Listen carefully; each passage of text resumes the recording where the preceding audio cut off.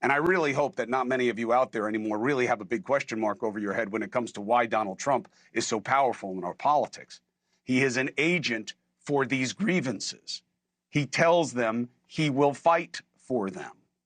And I have people sending me messages to look at commercials and see how white people have been reduced. And whenever it comes up, diversity is explained as, yeah, now see how you like it. When really, diversity is about everything getting better because we're using our collective strength in our country, our interconnectedness, our interdependence. It's always been America's secret weapon, is that nobody can match what we're able to combine and collaborate through the melting pot. Now, there's fear.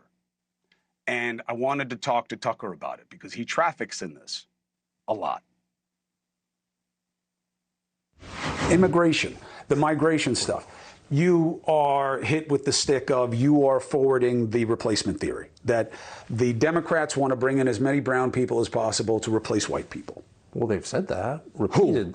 Well, like 3 books have been written on it. So what, 3 books? That's not the policy is not to replace white people with brown people. I've never said white people. I said the current people who are born here, many of them are not white.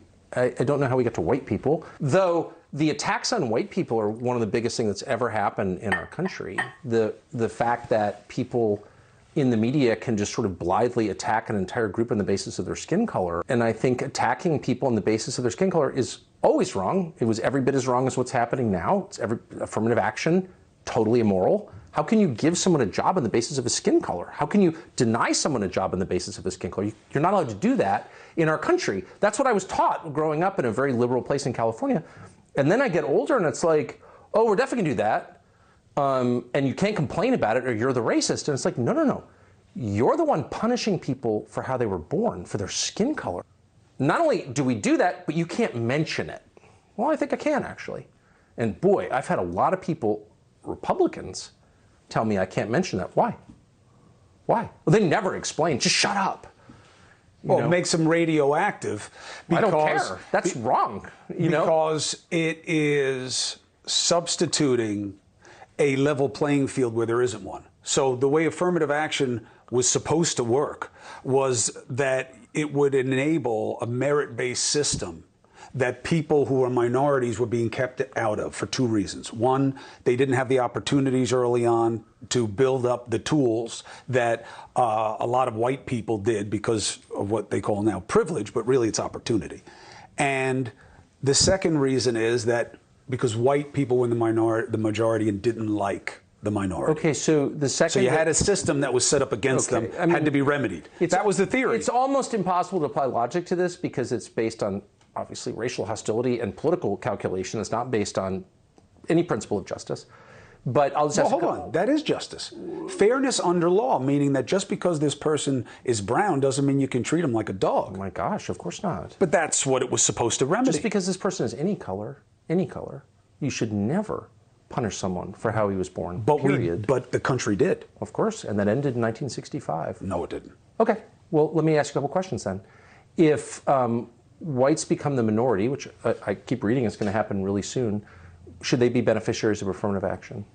If they start to get discriminated against? Well, they're already discriminated against in college admissions, in hiring, both federal and private sector. Whites are, I just saw this the other day, I was kind of shocked by it. If you're to break out the country by ethnicity, which I hate, I don't think we should count by race. I think we should address people as they were created by God, which is as individuals. That's fine as long as everybody's getting a fair shake. How do you enable equality? If it's not going to happen naturally, okay, how do you enable it? If you could find a way that wouldn't let some people sit in the front row and others sit in the balcony, or give some people, a water fountain in the lobby and some a water fountain in the utility closet, then we could talk about it. But no scheme devised, or that conceivably could be devised, doesn't wind up helping some people on the basis of their skin color and hurting people on the basis of their skin color. How is it that the people in charge are mostly white, but they hate whites? Well, that's a very deep question. And I would say this, I mean, I don't know the answer, but I would say this just as I travel, to the extent that I do. I have never one time been yelled at by a non-white person, not one time. Not one time. No black person has ever yelled, racist! I've had way more, never. It's been about 99% 32-year-old female white lawyers. I'm just saying. What do they say? Racist! Hey, thank you for watching. Please go to newsnationnow.com, newsnationnow.com, and you can find News Nation on your television provider. And don't forget to click the red subscribe button down below. Then you will get more of News Nation's fact-driven coverage.